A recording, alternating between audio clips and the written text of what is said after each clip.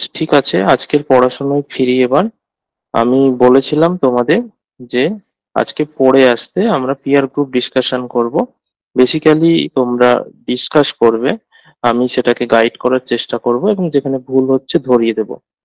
তো সেটা নিয়েই আজকে ডিসকাশন করব। আমরা নিশ্চয়ই পড়ে এসেছো, কারণ অনেক দিন ধরেই বলেছি পড়ে আসার জন্য। উম, প্রথমেই আমি জানতে চাইবো কারো কাছে যে শুরু করতে বলবো, যে কেউ একজন বলতে পারো এডুকেশনাল রিসার্চ কি, এবং এই যে নোটসটা ছিল সেখান থেকে তার পরের স্টেপ থেকে, অর্থাৎ কারো কোনো কোশ্চেন থাকলে অন্য কাউকে জিজ্ঞেস করতে পারো, বা যে কেউ জিজ্ঞেস করতে পারো কোশ্চেন, অন্য কেউ অ্যান্সার দেবে। প্রথমে কেউ একজন শুরু করো, এডুকেশনাল রিসার্চ কি বা রিসার্চ কি, এটা দিয়ে কেউ একজন শুরু করো।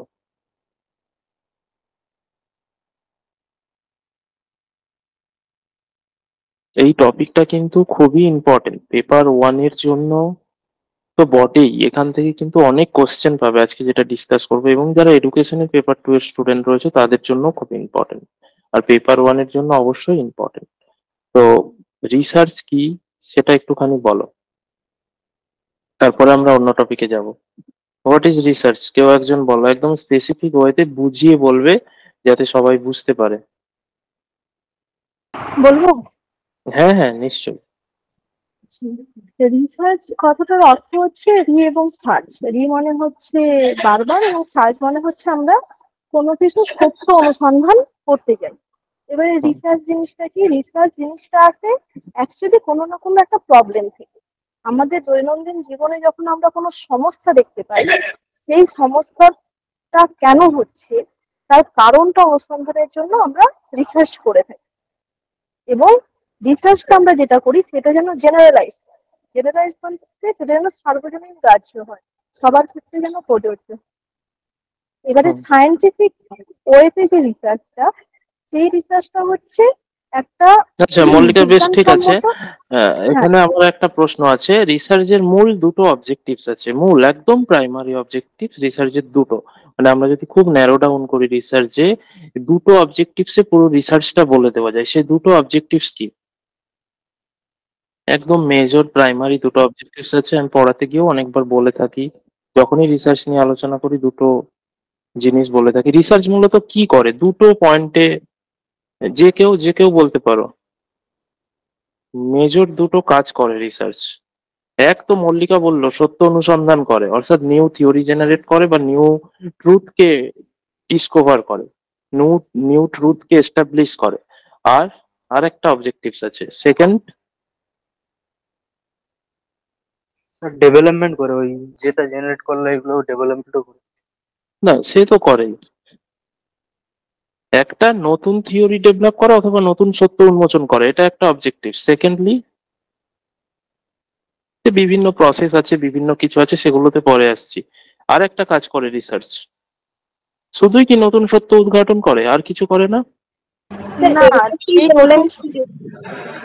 হ্যাঁ, দিদি কি বলছো? স্যার এক্সিস্টিং প্রবলেমের সলিউশন করে থাকে।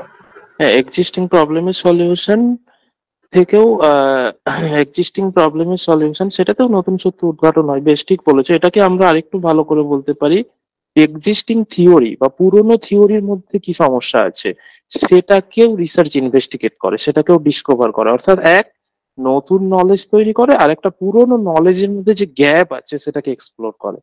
এই দুটো কাজই রিসার্চ করে, এর মধ্যে সব জিনিসগুলো, সমস্ত অবজেক্টিভস গুলো চলে আসবে। তো এই দুটো জিনিস কোশ্চেনেও তোমরা যদি প্রিভিয়াস ইয়ার সলভ করো, একটু পুরোনো দিনে যাও, নেটের প্রশ্নেও কিন্তু এই দুটো অপশন তোমরা পাবে। এক হচ্ছে এক্সিস্টিং থিওরি বা ওল্ড থিওরির মধ্যে কি গ্যাপ আছে সেটাকে এক্সপ্লোর করা, আর একটা হচ্ছে নিউ নলেজ এস্টাবলিশ করা বা ডিসকভার করা। এই তো গেল রিসার্চের বিষয়। এবার আমরা সায়েন্টিফিক মেথড কথাটা বলছি, বা আমার এই নোটসে ছিল। এই সায়েন্টিফিক মেথড কি এবং রিসার্চের সায়েন্টিফিক মেথড বলতে আমরা কি বুঝি, এটা কে ভালো করে বোঝাতে পারবে? আমি একটু বলছি। হ্যাঁ হ্যাঁ। সায়েন্টিফিক মেথড মিন্স আমরা যে ডেটাগুলো পাবো রিসার্চ করতে গেলে, সেইগুলো যেটা পাবো সেটা দিয়েই আমরা কাজে লাগাবো। আমরা কি ভাবছি বা কি হতে পারে এ অনুযায়ী রিসার্চটা করব না, যা পাবো রিসার্চ করতে গেলে সেটাই আমরা ইউজ করব। হ্যাঁ, সেটাই আমরা ইউজ করব। এটাকে অ্যাকচুয়ালি বলে অবজেক্টিফাই করা, সাবজেক্টিভিটি রাখবো না। নিজের মতামতের মানে কোনো গুরুত্ব দেবো না, আমরা অবজেক্টিভ ওয়েতে রিসার্চটা করব। এটা হচ্ছে one of the characteristics of scientific method. এছাড়াও সায়েন্টিফিক মেথড বলতে আরো অনেকগুলো জায়গা হয়, সেটাকে আরেকটু কেউ যদি হাইলাইট করতে পারো। সায়েন্টিফিক মেথড বলতে আমরা কি বুঝি, এটাকে আগে ছোট্ট করে বলো তো। সায়েন্টিফিক মেথড মানে কি যে কোনো বিষয়ে কখন আমরা একটা বিষয়কে বলবো যে এই বিষয়টা সায়েন্টিফিক, সেগুলি কিছু বলবে?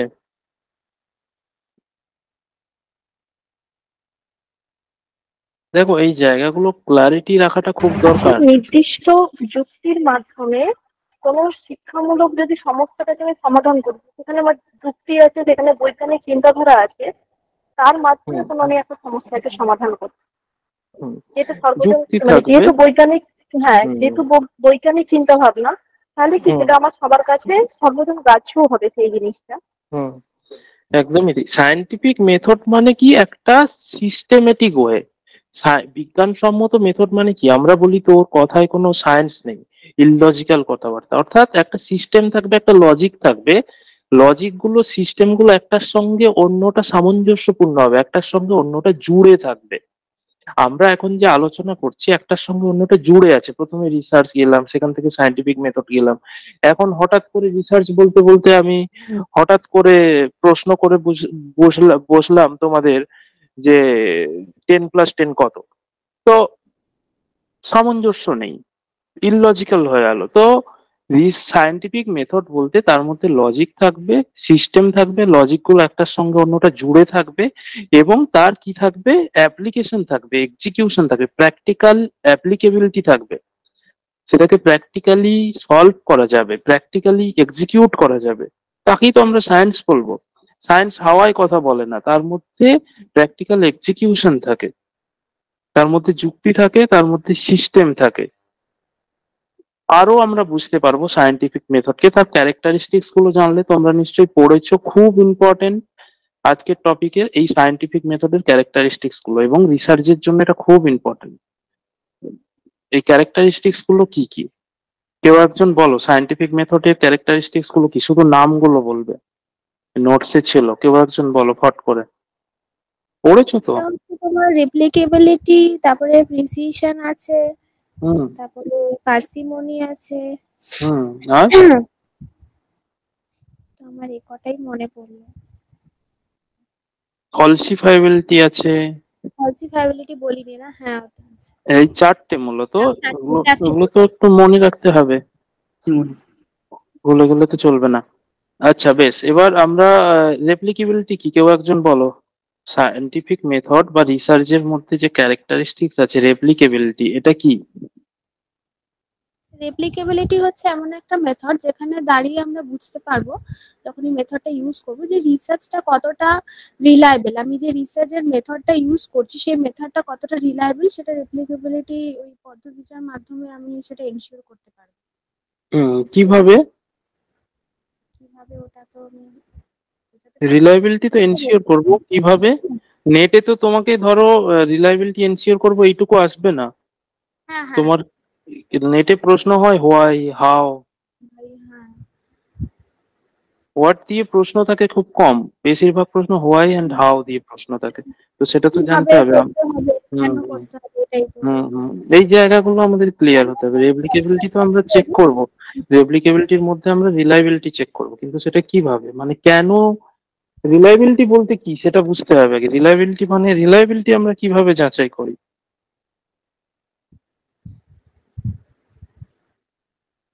স্যার যেভাবে আমরা এটা করি না কেন সবসময় সেম রেজাল্ট হবে। সবসময় সেম রেজাল্ট, সবসময় সেম রেজাল্ট বুঝবো কি করে? Repetition, repetition of the task. আমরা যদি রিপিট করি তাহলে তো বুঝবো এবার যে রেজাল্ট আসলো পরের বারে সেই রেজাল্ট আসবে কিনা, তাই না? তো হ্যাঁ, অনেক মেথড থাকতে পারে রিলায়েবিলিটি চেক করার, কিন্তু সেখানে ফান্ডামেন্টাল বিষয় হচ্ছে রিপিটেশন থাকবে। তো রেপ্লিকেবিলিটিতে সেটাই বলা হয়েছে, রেপ্লিকেবিলিটিতে বলা হয়েছে একটা রিসার্চকে আমরা যদি রিপিট করি second time, it will happen same result, same result আসবে। যদি ডিফারেন্ট রেজাল্ট আসে তাহলে বুঝবো এর রিলায়েবিলিটি নেই। রিসার্চের রেজাল্ট যদি বারবার পাল্টে যায় তাহলে সেটাকে আমরা সায়েন্টিফিক মেথড বলবো না। সায়েন্সে কি একটা এক্সপেরিমেন্ট করলে যা রেজাল্ট এখন এলো ওই এক্সপেরিমেন্টটা 10 বার করলেও সেম রেজাল্ট আসবে। That's why it is called scientific method. তো এইভাবেই reliability, consistency of the result means replicability. তো কনসিস্টেন্সি অফ রেজাল্ট আমরা তখনই বুঝবো যখন রিপিট করব। তো রেপ্লিকেবিলিটিতে সেই জন্য রিপিটেশন থাকে। একটা রিসার্চকে আমরা যদি রিপিট করি তাহলে সেটাকে আমরা, সবার ক্লিয়ার হচ্ছে যারা জানতে না বা যারা বোঝোনি তাদের তাদের বোঝা যাচ্ছে। তো তোমাদেরও কিছু কোশ্চেন থাকলে যারা আগে এটা পড়োনি বা আজকে নতুন জয়েন করেছো তাদেরও যদি কোশ্চেন থাকে করো, বাকিরা অ্যান্সার দেওয়ার চেষ্টা করবে, আমি আছি, আমিও চেষ্টা করব।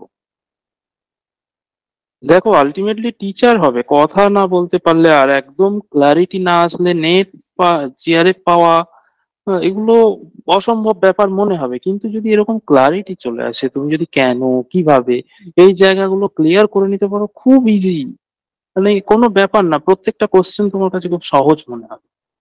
তো সেই জায়গাগুলো ক্লিয়ার করা দরকার। তোমরা না উত্তর দিতে পারলেও কোশ্চেন করো, এটুকু আমি চাই, মুখটা অ্যাটলিস্ট খোলো। নেক্সট হচ্ছে প্রিসিশন।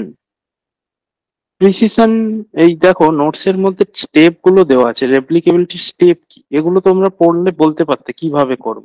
তোমরা আসলে পড়োনি ঠিক করে। জানি না কেন পড়োনি, অনেকদিন অনেকবার ধরে আমি গ্রুপে কিন্তু বলে যাচ্ছি যে প্লিজ এটা পড়ে আসবে পড়ে আসবে। আচ্ছা, নেক্সট হচ্ছে প্রিসিশন। প্রিসিশন কি? রিসার্চের বা সায়েন্টিফিক মেথডে প্রিসিশন বলতে আমরা কি বুঝি, একটু ডিটেলসে ভালো করে বুঝিয়ে বলে দাও যে পারবে। সামনে নোটসটা খোলাও আছে। প্রিসিশন মানে হচ্ছে, মানে যে রিসার্চটা আমি করছি বা যে রিসার্চটা আমি সবার সামনে তুলে ধরছি সেটার মধ্যে যেন কোনো মানে সেটার মধ্যে যেন সবকিছু স্পষ্টতা থাকে। যে আমাকে যখন কোনো সমালোচক সেই জিনিসটা নিয়ে যদি কোনো প্রত্যুত্তর করে, তাহলে সেটা যেন আমি খুব স্পষ্টভাবে তার ফিডব্যাকটা দিতে পারি। হুম। দেখো নেটে যেগুলো ফলো হয় না কিওয়ার্ড, তুমি কিওয়ার্ড দেখে বুঝতে পারবে এটা ঠিক কোন জায়গা থেকে দিয়েছে। প্রিসিশনের সঙ্গে কোন কিওয়ার্ডটা যায়? Accuracy, accurate. অর্থাৎ আমি রিসার্চে যা যা কাজ করব সেগুলোর মধ্যে সেগুলো যেন অ্যাকুরেট হয়। তার মধ্যে যেন অ্যাকুরেসি থাকে। 2.2 মানে 2.2, 2.02 আর 2.2 দুটো কিন্তু আলাদা। 2.02 মানে 2.02, that is called precision. Precision মানে অ্যাকুরেট, একদম স্পেসিফিক, টু দ্য পয়েন্ট, যেটুকু সেটুকু, যেটুকু উঠে এসছে সেটুকুই, যা পেয়েছি তাই, সেখানে ভেকনেস থাকবে না, অযথা ভাঁটানো, গোদা বাংলায় যাকে বলে ভাঁটানো থাকবে না, রচনার পর রচনা লিখে যাচ্ছি, এটা রিসার্চ না। Research should be specific, precise. তো সেটাকেই বলা হচ্ছে প্রিসিশন, যেখানে এরার্স কম থাকবে, যেখানে রিলায়েবিলিটি বা আগের ওই যে বললাম রেপ্লিকেবিলিটি থাকবে, কম্পারিজন থাকবে একে অপরের মধ্যে। আচ্ছা, নেক্সট হচ্ছে কি ফলসিফাইবিলিটি। ফলসিফাইবিলিটি কি?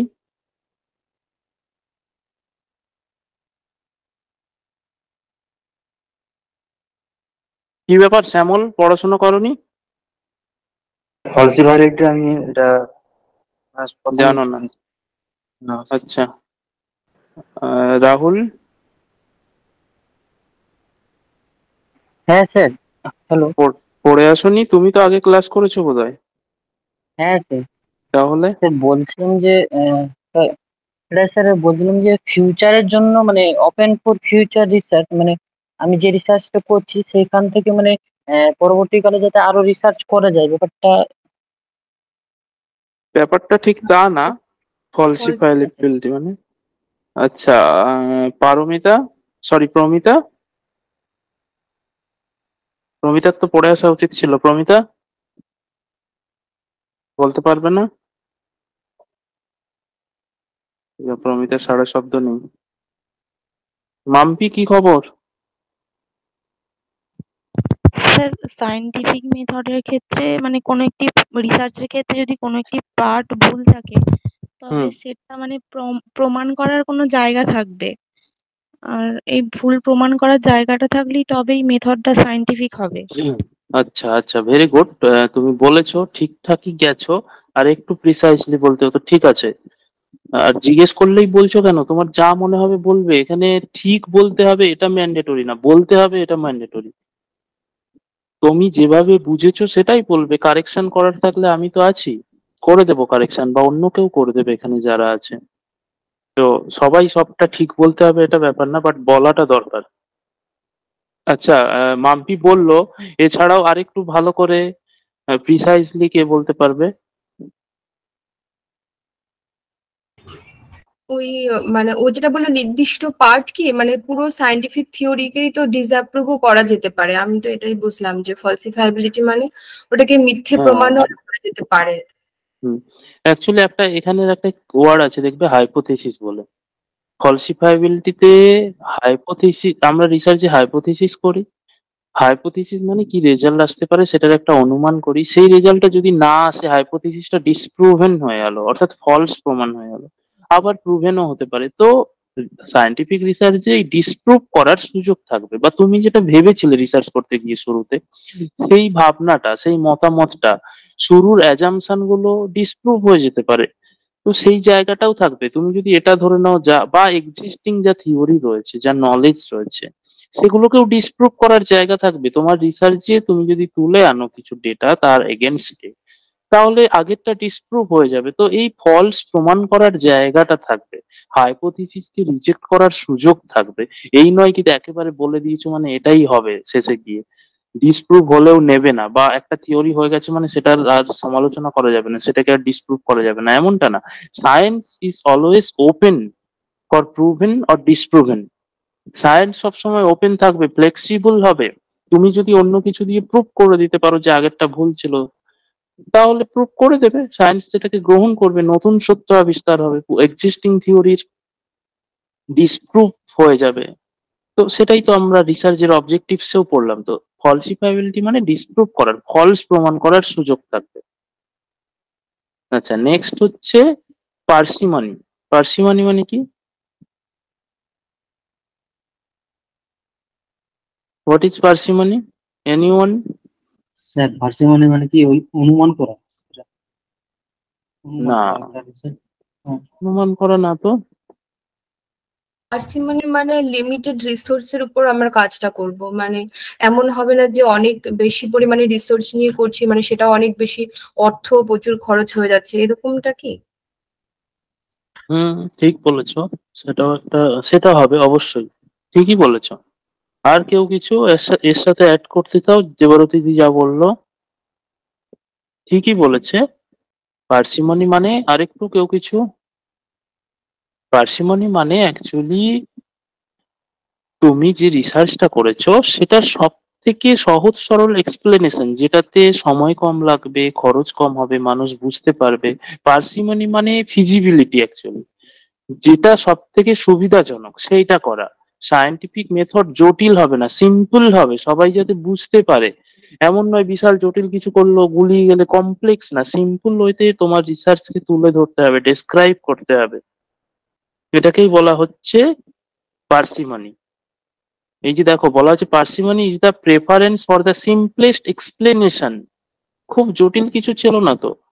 পার্সিমনি ইজ দ্য প্রেফার, পড়লেই বুঝতে পারতে, তোমরা পড়ছো না তাহলে পড়াশুনো বা এই ক্লাস করে কি লাভ হচ্ছে যদি না বাড়িতে পড়ো? কিছুই লাভ হবে না, বেকার বেকার। Parsimony is the preference for the simplest explanation that adequately accounts for the observed phenomena. বলা হচ্ছে parsimony is the preference for the simplest explanation, সব থেকে সহজ সরল এক্সপ্লেনেশন সেটা দিতে হবে, যেটা তোমার জন্য ফিজিবিলিটি হবে। Reduce unnecessary complexity in scientific theories, unnecessary complexity তৈরি করা যাবে না। ফেসিলিটেটস ক্লিয়ার কমিউনিকেশন অফ আইডিয়াস, অর্থাৎ ক্লিয়ার কমিউনিকেট করতে হবে, পরিষ্কার পরিচ্ছন্ন থাকতে হবে। আইডিয়া কি ঠিক বলতে চেয়েছো সেটা পরিষ্কারভাবে বোঝা যাবে। Helps in identifying the most likely explanation among competing hypothesis, অর্থাৎ অনেক ধরনের এক্সপ্লেনেশন হতে পারে, তার মধ্যে যেটা সহজ, যেটা সবচেয়ে কমফোর্টেবল, সেটা এক্সপ্লেন করতে হবে। কিভাবে বুঝবো? কম্পেয়ারিং অল্টারনেটিভ, অনেকগুলো এক্সপ্লেনেশনের সঙ্গে তোমাকে কম্পেয়ার করতে হবে যে এইভাবে এক্সপ্লেনেশন দেওয়া যায়, তার মধ্যে সব থেকে সহজ সরল ভাবে কোনটা বোঝা যাচ্ছে এইটা, ওইটা দিতে হবে। এলিমিনেটিং আননেসেসারি অ্যাজাম্পশন এলিমিনেট করতে হবে, স্পেসিফিক অ্যাজাম্পশন করতে হবে। Choosing the explanation with the fewest assumption while still accounting for all observation. অর্থাৎ ওই একই জিনিস বলা হচ্ছে, রাইট এক্সপ্লেনেশনটা চুজ করতে হবে অনেকগুলো অ্যাজাম্পশনের মধ্যে থেকে, এবং স্টিল অবজার্ভ করতে হবে এর থেকেও সহজ করা যায় কিনা, সেই জায়গাটা তুলে ধরতে হবে। তো এইখান থেকে কিন্তু প্রচুর প্রশ্ন আসে নেটে, এই জায়গাটা ভালো করে পড়বে যদি এখনো না পড়ে থাকো, আর ভালো করে বুঝে নেবে। রেপ্লিকেবিলিটি, প্রিসিশন, ফলসিফাইবিলিটি আর হচ্ছে পার্সিমনি। আচ্ছা, এবার আমরা যাব টাইপস। তিনটে টাইপস আছে, এক্সপ্লোরেটরি, এক্সপ্লেনেটরি আর ডেসক্রিপটিভ। প্রথমে বলো এক্সপ্লোরেটরি রিসার্চ কি, exploratory types of scientific method কি। এটা রিসার্চের টাইপসও বলা হয়। এক্সপ্লোরেটরি রিসার্চ কি, কেউ একজন বলো। এক্সপ্লোরেটরি রিসার্চ হচ্ছে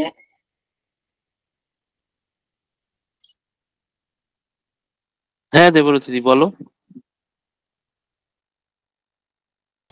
হ্যাঁ, এক্সপ্লোরেটরি রিসার্চ হচ্ছে যখন আমাদের কোনো প্রবলেম সম্পর্কে মানে সেরকম কোনো ধারণা থাকে না, সেটাকে আমরা ডিটেলসে যখন জানতে চাই, মানে বোঝার চেষ্টা করি, এক্সপ্লোর করতে চাই, সেটাকে হচ্ছে এক্সপ্লোরেটরি রিসার্চ বলে। মানে ওর ইন ডেপথে গিয়ে কিছু জানার বা বোঝার চেষ্টা করি। এটাকে একরকম পাইলট স্টাডিও বলে। যেমন মানে কিছু অল্প সংখ্যক ডেটার উপর যখন আমরা পাইলট স্টাডি করে, যেমন কি কি মানে নির্দিষ্ট কিভাবে কোন ওয়েতে কাজটা করলে ভালো হবে এগুলো ঠিক করি, তারপর হাইপোথিসিস ফ্রেম করি এই এক্সপ্লোর করার মাধ্যমে। হুম, একদমই ঠিক, ভেরি গুড। বিগিনিং স্টেপ বলা যায়, মানে এক্সপ্লোরেটরি রিসার্চ হলো কোনো রিসার্চ করার আগে। হুম, একদম। আর কেউ কিছু বলবে? শ্যামল। হ্যাঁ স্যার, যখন কোনো প্রবলেম বা কোনো ঘটনাকে সায়েন্টিফিক ওয়েতে এক্সপ্লোরেশন করা হয় আর কি, ব্যাখ্যা বা বিশ্লেষণ করা হয়, তখন সেটাকে বলা হয় এক্সপ্লোরেটরি। এটা হচ্ছে এই স্যার। আচ্ছা, এটা স্যার কোয়ালিটিভ, বিশেষ করে কোয়ালিটিভ বেসে হয়। আচ্ছা। আর আর কেউ কিছু বলবে এক্সপ্লোরেটরি রিসার্চ সম্পর্কে? আর কেউ কিছু বলবে? হ্যাঁ, দেবরথীদি একদম ঠিক বলেছে, শ্যামলও কিছুটা বললো। এক্সপ্লোরেটরি রিসার্চ বলতে আমরা যখন কোনো কিছু এক্সপ্লোর করি, নতুন কিছু যেটার সম্পর্কে বিশেষ কিছু ধারণা এক্সিস্ট করছে না, আমরা নতুন করে, তুমি একটা রুমে প্রবেশ করে তুমি অন্ধকার, সেখানে প্রথমে তুমি একটা মোমবাতি জ্বালালে, মোমবাতি জ্বালিয়ে তুমি একটা কিছু জিনিস খোঁজার চেষ্টা করছো, এদিক ওদিক সবকিছু চারিদিক খুঁজছো, খুঁজে খুঁজে কিছু ইনফরমেশন পেলে, যেরকম গোয়েন্দারা করে তথ্য খোঁজার ক্ষেত্রে, যেখানে ধরো কিছু একটা ক্রাইম হয় সেখানে যায়, পকেট থেকে কিছু পড়েছে কিনা, ফিঙ্গারপ্রিন্ট পাচ্ছে কিনা, এক্সপ্লোর করার চেষ্টা করছে ঠিক কে ক্রাইমটা করেছে, কি কি ডাউট আছে, তার কাছে ক্লিয়ার নয় বিষয়টা, সমস্যাটা কি, ঠিক কি হয়েছে, খুন হয়েছে নাকি আহ রেপ করা হয়েছে, নাকি আহ কিভাবে খুন করা হলে কিভাবে খুন করা হয়েছে, নাকি চুরি করা হয়েছে, ঠিক কি করা হয়েছে, নাকি কেউ নিজে সুসাইড করেছে। তো সেটাকে এক্সপ্লোর, বোঝা যাচ্ছে না ঠিক কি হয়েছে, এক্সপ্লোর করার চেষ্টা করছে, বিভিন্ন প্রমাণ সংগ্রহ করছে, হাতড়ে বেড়াচ্ছে। তো ধীরে ধীরে প্রুফ কালেক্ট করতে করতে আস্তে আস্তে সলিউশনের দিকে যাওয়া যায়। অর্থাৎ এই যে এক্সপ্লোর, যেটা সম্পর্কে ধারণা বেশি নেই, যেটা সম্পর্কে জানা বেশি নেই, যে প্রবলেমটা সম্পর্কে এখনো সেই রকম প্রবলেমকে খুঁজে বের করা হয়, নতুন হাইপোথিসিস তৈরি করার ক্ষেত্রে এক্সপ্লোরেটরি রিসার্চ ব্যবহার করা হয়। তাই এটাকে বলা হচ্ছে open ended flexible research design. Flexible, তুমি খুঁজবে তোমার মতো করে, emphasis on discovery and creativity, তুমি ডিসকভারি করবে এবং ক্রিয়েটিভিটি তোমার কত আছে কাজে লাগাতে হবে। শ্যামল যেটা বললো, কোয়ালিটেটিভ ডেটা কালেকশনের ক্ষেত্রে বেশিরভাগ ক্ষেত্রে ব্যবহার হয়। এখানে একটা এক্সাম্পল দেওয়া রয়েছে, দেখো, আর researcher exploring the effects of newly discovered plant extract on human health would use an exploratory method to gather initial data and generate hypothesis from further investigation. অর্থাৎ তুমি ইনিশিয়াল ডেটা পাওয়ার ক্ষেত্রে, হাইপোথিসিস জেনারেট করার ক্ষেত্রে, নতুন প্রবলেমকে explore করার ক্ষেত্রে তুমি মূলত এই এক্সপ্লোরেটরি রিসার্চ করে থাকবে। এক্সপ্লোরেটরি রিসার্চ তোমাকে নতুন প্রবলেম জেনারেট করতে, তোমাকে রিসার্চ প্রবলেম সলভ করতে হেল্প করে না, বরং যে লিটারেচার রিভিউ করি আমরা, আমি কি নিয়ে রিসার্চ করব সেটা খুঁজে পাই না, সেটাকে এক্সপ্লোর করছি। তো সেটাকেও এক ধরনের এক্সপ্লোরেটরি রিসার্চ বলা হয়। একটা প্রবলেমকে আরেকটু জানা, আরেকটু ডিটেলে জানাকে আমরা এক্সপ্লোরেটরি রিসার্চ বলতে পারি। একটা প্রবলেম নিয়ে চর্চা করা, সেখান থেকে কি হাইপোথিসিস হতে পারে সেটা জানার জন্য আমি রিভিউ করছি, পড়াশোনা করছি, এক্সপ্লোরেটরি রিসার্চ হতে পারে। তো এটাই হচ্ছে এক্সপ্লোরেটরি রিসার্চ। সবার বোঝা গেছে না, কারো কিছু প্রশ্ন আছে? স্যার তার মানে কি এটা একদম নতুন কিছু খোঁজা? হ্যাঁ, নতুন কিছু খোঁজা বা অল্প বিস্তর ধারণা আছে সেটাকে আর একটু বর্ধিত করা। মানে পুরোনো ধারণা ধারণা যেগুলো নেই। আছে সেগুলো বাদ দিয়ে একদম নতুন কিছু সার্চ করা। পুরোনো ধারণার মধ্যেও অনেক প্রবলেম সলভ হয়ে গেছে, অনেক প্রবলেম পড়ে আছে। ঠিক কি প্রবলেমটা পড়ে আছে, এক্সিস্ট করছে, তুমি বুঝতে পারছো না, সেই প্রবলেমটা খুঁজে বের করা। বা কোনো একটা প্রবলেম খোঁজা আছে অল্প বিস্তর, কিন্তু স্পষ্ট ধারণা নেই, সেই প্রবলেমটা সম্পর্কে স্পষ্ট ধারণা তৈরি করা। অথবা একটা প্রবলেম আছে কিন্তু তার সলিউশন কি হতে পারে সেই সম্পর্কে কোনো অ্যাজাম্পশন নেই, হাইপোথিসিস নেই। সেই হাইপোথিসিস কি করা যেতে পারে সেটাকে খুঁজে বের করা। কিন্তু হাইপোথিসিস প্রুভ করা বা ডিসপ্রুভ করা এর কাজ নয়,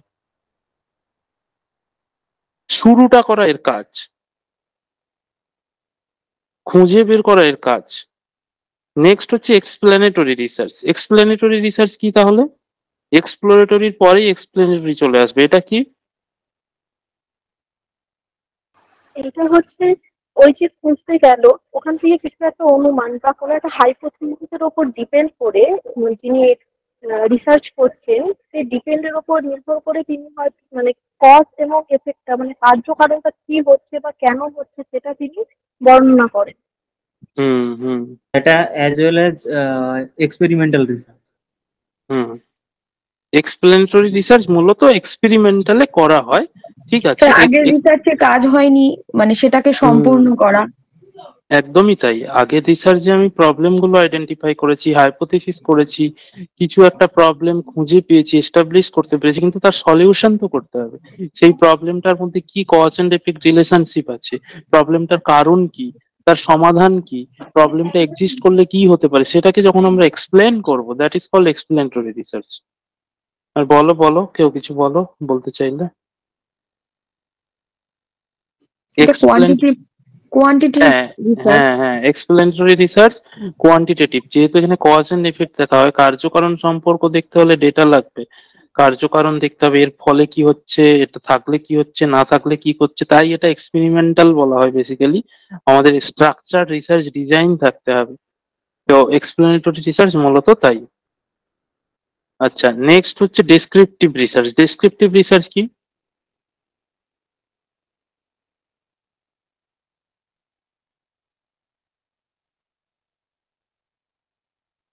ডেসক্রিপটিভটা হচ্ছে শুধু আমি জিনিসটাকে বর্ণনা করছি যে হুম জিনিসটা কেন হলো বা কোথা থেকে শুরু হয়েছিল, তার ফলে কি কি জিনিসগুলো হয়েছে, এর ফলে ভবিষ্যতে কি হতে পারে, সমস্ত জিনিসটাকে আমি তুলে ধরছি। হুম। ডেসক্রিপটিভ রিসার্চ মানে আমরা সিরিয়াস কোনো একটা বিষয়কে, কোনো একটা ঘটনাকে আমরা বর্ণনা করছি। কজ এন্ড এফেক্ট রিলেশনশিপ খোঁজা এর কাজ নয়, বরং বিষয়টা কি সেটাকে বর্ণনা করা এর কাজ। বিষয়টা কেন সেটা হোয়াই খোঁজে না, এ খোঁজে কি, হোয়াট, হাউ, কিভাবে, এই প্রশ্নগুলো খোঁজার চেষ্টা করে, কিভাবে হচ্ছে। এখানে দেখো এই কম্পারিজন টেবিলটা দেখলে বুঝতে পারবে তোমরা। ডেসক্রিপটিভ মূলত সিস্টেমেটিক অবজারভেশনে কাজ করে। ডেসক্রিপটিভ স্ট্যাটিস্টিক্স প্যাটার্ন রিকগনিশন করে, পরপর কি ক্রোনোলজি আছে, লজিকটা কি সেটাকে বর্ণনা করার চেষ্টা করে। এক্সপ্লেনেটরি মূলত স্ট্যাটিস্টিক্যাল অ্যানালাইসিস করে। ডিডাকটিভ, এখানে কিন্তু মেথডের কথা বলা হচ্ছে না, এখানে আমরা যে রিসার্চে পড়েছি experimental method, historical method, descriptive method, সেটার কথা এখানে as a scientific method explanatory research design, descriptive ডিজাইনের কথা বলা হচ্ছে। সেক্ষেত্রে আমরা বেসিক জিনিসগুলো জানলাম। এক্সপ্লোরেটরি মানে উদ্ভাবন করা, একদম শুরু করা, অন্ধকার ঘর থেকে কিছু একটা খুঁজে বের করা, যে প্রবলেমটা নিয়ে আমরা কিছুই জানি না সেরকম একটা প্রবলেমকে আইডেন্টিফাই করা। এক্সপ্লেনেটরি মানে কজ এন্ড এফেক্ট রিলেশনশিপ খুঁজে বের করা, এক্সপ্লেন করা কজ এন্ড এফেক্ট গুলোকে, with the help of statistical analysis, with the help of structure research design. Descriptive মানে অবজার্ভ করা, মূলত অবজার্ভ করে বর্ণনা করা তার পেছনে কি লজিক আছে, বিষয়টা ঠিক কি, তার একটা ডেসক্রিপশন দেওয়া এবং ক্লাসিফিকেশন করা, কম্পারিজন করা, এগুলো ডেসক্রিপটিভ রিসার্চের কাজ। আচ্ছা, সায়েন্টিফিক রিসার্চের এম গুলো নিশ্চয়ই তোমরা দেখেছো। সায়েন্টিফিক রিসার্চের এম, সায়েন্টিফিক রিসার্চের এম এর মধ্যে গুরুত্বপূর্ণ একটা এম আছে যেটা থেকে প্রশ্ন আসে, সেটা হচ্ছে প্রবলেম সলভিং। প্রবলেম সলভিং এর যেটা থেকে প্রশ্ন আসে সেটা হচ্ছে স্টেপ।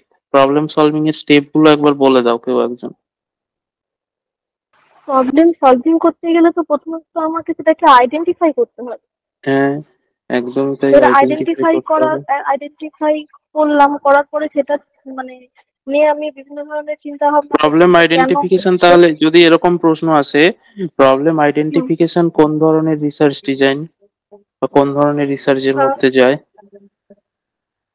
সায়েন্টিফিক না, রিসার্চের সবেতে তো প্রবলেমটা ফার্স্টে আমার আইডেন্টিফাই করতে হয় না? হ্যাঁ, না সেটা বলছি, আমি বলছি একটা নেটের পরীক্ষায় তোমাকে কোশ্চেন দিল, problem identification is dash type of research design. Exploratory research. Exploratory research আমরা প্রবলেম আইডেন্টিফাই করি। আচ্ছা বেশ, ভেরি গুড, ঠিক আছে, আমি আগেরটার থেকে হঠাৎ করে কোশ্চেন ধরে নিয়েছি। তারপরে বলো, প্রবলেম আইডেন্টিফিকেশন হলো, নেক্সট। এবার আমি অনুমান করবো। অনুমান করবে, তার আগে অনুমান করার আগে সেই প্রবলেম সম্পর্কে আমাকে জানতে হবে, লিটারেচার রিভিউ করতে হবে, পড়াশোনা করতে হবে, তারপরে তো একটা অনুমান করতে পারবো, তাই না? হ্যাঁ হ্যাঁ। হ্যাঁ, তো প্রবলেম আইডেন্টিফিকেশনের পরে আমরা মূলত লিটারেচার রিভিউ করি বা স্টাডি অফ লিটারেচার, পড়াশোনা করি। তারপরে আমরা অনুমান করি, তারপর এবার সেই অনুপাতে এখানে যেটা আছে, যে আমরা রিসার্চটাকে ডিজাইন করি, যে কিভাবে আমি এগোবো, কোন কোন স্টেপের মাধ্যমে। তারপরে রিসার্চটা ডিজাইন করার পরে তারপরে আমি ফিল্ডে নেমে ডাটাটা কালেকশন করলাম। ডাটাটা এবার সব ডাটা তো আমার লাগবে না কাজে, আমাকে সেখান থেকেও মানে অ্যানালাইসিস করে সেখান থেকে বেছে নিতে হবে জিনিসটা। সেখান থেকে বেছে নেওয়ার পরে আমি যে জিনিসটা পেলাম সেটা মেথড হিসেবে আমি প্রেজেন্ট করলাম। বেশ, ভেরি গুড। অর্থাৎ প্রথমে আমরা প্রবলেমকে আইডেন্টিফাই করব, তারপরে তার উপর পড়াশোনা করব, অর্থাৎ লিটারেচার রিভিউ করব, তারপর সেখান থেকে অনুমান করব বা হাইপোথিসিস ফর্মুলেশন করব। হাইপোথিসিস ফর্মুলেশন বা অনুমান হয়ে গেলে আমি সেটাকে প্রুভ করার জন্য কি করব, একটা ডিজাইন করব। আমি কিভাবে প্রুভ করব, কিভাবে সেই হাইপোথিসিস যেটা আমি অনুমান করেছি সেটা ঠিক কি ভুল সেটা জানার চেষ্টা করব, এবং সেটা জানার চেষ্টা করতে গেলে আমাকে একটা পথ বেছে নিতে হবে, একটা নকশা বানাতে হবে, সেটাকেই বলা হচ্ছে রিসার্চ ডিজাইন। অর্থাৎ রিসার্চ ডিজাইন বা পথটা তৈরি করতে হবে, পথটা ভাবতে হবে। দেন পথ ভাবা হয়ে গেলে আমি এই বিষয়ে বিভিন্ন তথ্য সংগ্রহ করব এবং সেই তথ্যগুলোর পরীক্ষা নিরীক্ষা করব, অ্যানালাইসিস করব, বিশ্লেষণ করব, তথ্য সংগ্রহ এবং বিশ্লেষণ, ডেটা কালেকশন এন্ড অ্যানালাইসিস করব। অ্যানালাইসিস হয়ে গেলে আমি বুঝতে পেরে যাব আমার অ্যাজাম্পশনটা ঠিক ছিল কি ভুল ছিল, প্রবলেম গুলো সলভ হয়ে যাবে, তখন আমি একটা কনক্লুশন বা রেকমেন্ডেশন লিখবো। এই তো সহজ সরল ব্যাপার, ঠিক আছে, ভেরি গুড মল্লিকা। আচ্ছা, নেক্সট হচ্ছে কি, থিওরি বিল্ডিং সায়েন্টিফিক মেথডের আরেকটা লক্ষ্য। থিওরি বিল্ডিং মানে কি? থিওরি বিল্ডিং মানে ঠিক কি? থিওরি বিল্ডিং এর জায়গাটা একটু বলো কেউ একজন। দেখো, থিওরি বিল্ডিং এর 5টা কম্পোনেন্টস রয়েছে। একটা হচ্ছে অবজারভেশন, স্ক্রিনটা নিশ্চয়ই দেখতে পাচ্ছ, একটু লক্ষ্য করবে। থিওরি বিল্ডিং এর 5টা কম্পোনেন্টস রয়েছে। একটা হচ্ছে অবজারভেশন, বলেছে carefully noting patterns or regularities in the ওয়ার্ল্ডে কি ঘটছে সেটাকে অবজার্ভ করা, কার পর কি ঘটছে, ঠিক কি হলে কি হচ্ছে, প্যাটার্নটা লক্ষ্য করা। নেক্সট হচ্ছে কনসেপচুয়ালাইজেশন, সেগুলোকে একটা আইডিয়াতে পরিণত, প্যাটার্নটা লক্ষ্য করে সেটাকে সাজানো, ঠিক কি ঘটছে সেটাকে বোঝা এবং আইডিয়া জেনারেট করা, সেটাকে এক্সপ্লেন করা। আমি যেটা অবজার্ভ করলাম সেটাকে এক্সপ্লেন করা, সেটাকে কনসেপ্ট হিসেবে তৈরি করা, স্ট্রাকচার দেওয়া। নেক্সট হচ্ছে প্রপোজিশন ডেভেলপমেন্ট, এবার কিছু আমি অনুমান করব যেটা এই কনসেপ্টের সঙ্গে রিলেটেড, আমার যে এক্সপ্লেনেশন আছে তার সঙ্গে রিলেটেড কিছু স্টেটমেন্ট তৈরি করব, মানে ওই হাইপোথিসিস করা, সেগুলোকে টেস্ট করব তারপরে। টেস্ট করে রিফাইনমেন্ট, টেস্ট করে একটা থিওরি তৈরি হবে, একটা কনক্লুশনে আসবো। আমি যে প্যাটার্ন অবজার্ভ করেছিলাম সেটাকে আরো সেটার জাস্টিফিকেশনে আসবো, সেটার কনক্লুশনে আসবো, সেটার ভ্যালিডিটি চেক করব, সেটার রিলায়েবিলিটি চেক করব, অর্থাৎ সেটাকে একটা ভ্যালিডেশন দেব, জাস্টিফিকেশন দেব, তখন সেটা থিওরি হবে। এই যে আমরা পড়েছি, নানা রকম থিওরি পড়েছো, পেঁয়াজের থিওরি পড়েছো তোমরা, কোহলবার্গের থিওরি পড়েছো, টিচিং এও নানা রকম, টিচিং অ্যাপটিটিউড পেপার ওয়ানে পড়ছো, সেখানেও নানা রকম থিওরি আছে, মরিসনের থিওরি আছে, হান্টের থিওরি আছে। তো এই থিওরি গুলো কি? থিওরি গুলো একটা অবজারভেশন করা, যে কিভাবে ব্রেন কাজ করে, কিভাবে আমরা মেমোরি করি, কিভাবে চাইল্ডের ডেভেলপমেন্ট হয়। তো অবজারভেশন করে সেটাকে আগে ডেসক্রাইব করা, বোঝা, এক্সপ্লেন করা, তারপর সেখান থেকে কিছু হাইপোথিসিস বা অনুমান করা, তারপর সেটাকে টেস্ট করেছেন, টেস্ট করে একটা জাস্টিফিকেশন এসেছেন, হ্যাঁ এটা হয়, তখন সেটা থিওরি হিসেবে ডেভেলপ করে গেছে। Proven phenomena is called theory, proven observation is called theory. তো এটাই হচ্ছে থিওরি বিল্ডিং এর স্টেপ বা থিওরি বিল্ডিং এর কম্পোনেন্টস, যাই বলতে পারো। দেখো এগুলো সম্পর্কে এরকম সহজ সরল ধারণা রেখো, জটিল করে ভাবার কিছু নেই, পড়াশোনাটাকে ইজি করো, এবং ক্লারিটি যত থাকবে কোশ্চেন তত ভালো। তুমি এখান থেকে এবার কোশ্চেন গুলো করবে, কালকে যে কোশ্চেনটা আপলোড করেছি, অবশ্যই পরীক্ষাটা দেবে, বুঝতে পারবে তোমার কতটা ডেভেলপ হলো বা কোথায় খামতি রয়েছে, কিভাবে বুঝতে হয়। নেক্সট আরেকটা আছে prediction in scientific research. Prediction, scientific রিসার্চের আরেকটা এমস আছে প্রেডিকশন। প্রেডিকশন মানে কি? প্রেডিকশনটা কেউ একজন বলো। প্রেডিকশন মানে গেস করা বা অনুমান করা, যেটা হুম, সেটা হচ্ছে একটা হুম, রিসার্চ যখন হুম, চলছে, সেটা রেজাল্টটা কি হতে যায়, কি হতে পারে, হুম। সেই আচ্ছা, প্রেডিকশন এখানে করা। বলে রাখি, এখানে প্রেডিকশন করা আর নর্মালি গেস করা দুটোর মধ্যে কিন্তু ডিফারেন্স আছে, তাই না? হ্যাঁ রিসার্চ স্যার, হ্যাঁ। প্রেডিকশন আর নর্মাল গেস দুটোর মধ্যে হুম স্যার, ডিফারেন্স আছে। কি ডিফারেন্স? সায়েন্টিফিক ভাবে কাজটা এগাবে হুম, প্রেডিকশন হুম। রিসার্চের প্রেডিকশনে ক্ষেত্রে। একটা বেস থাকবে, লজিক্যাল বেস থাকবে, প্রপার স্যার, অ্যানালাইসিস থাকবে, জাস্টিফিকেশন থাকবে, হাওয়ায় হাওয়ায় গেস করা যাবে না। বর্তমানে যেটা চলছে ভবিষ্যতে ঠিক কিরূপ পরিবর্তন হতে পারে সেইটার হুম, একটা আগে থেকে অনুমান করা। আগের থেকে অনুমান করা। হ্যাঁ, কি ধরনের পরিবর্তন হতে পারে ঘটনার বর্তমান যেটা কাজ চলছে সেটাই। হুম, হুম, একদমই তাই। অর্থাৎ বর্তমানে যা আছে, যা ঘটে চলেছে, সেটা ফিউচারে কিরকম চেঞ্জ হতে পারে, ট্রেন্ডটাকে অ্যানালাইসিস করা, বোঝা, ভবিষ্যতে কি হতে পারে তার একটা অনুমান করা। তার জন্য কতগুলো অ্যানালাইসিস আছে, স্ট্যাটিস্টিক্যাল অ্যানালাইসিস আছে, প্যাটার্ন অ্যানালাইসিস আছে, নানা রকম অ্যানালাইসিস আছে, সেগুলো করে বোঝা যে ফিউচারে এর গতিবিধি কেমন হতে পারে, ফিউচারে ঠিক এটা কোন জায়গায় গিয়ে দাঁড়াতে পারে। এটাকেই বলা হচ্ছে prediction in scientific research. Short term prediction হয়, লং টার্ম কন্ডিশনাল প্রেডিকশন হয়। এইখানে দেখো, এটা খুব ইম্পর্টেন্ট একটা জায়গা, interrelation of problem solving, theory building and prediction. এই যে রিসার্চের আমি তিনটা অবজেক্টিভস পড়লাম, প্রবলেম সলভিং, থিওরি বিল্ডিং আর প্রেডিকশন, তিনটের মধ্যে রিলেশনশিপ কি আছে। দেখো এই নোটসটাও আমার অনেক ভেবেচিন্তে তৈরি করা, তোমরা বইয়ে ঠিক এইভাবে এরকম জিনিসগুলো সবগুলো পাবে না।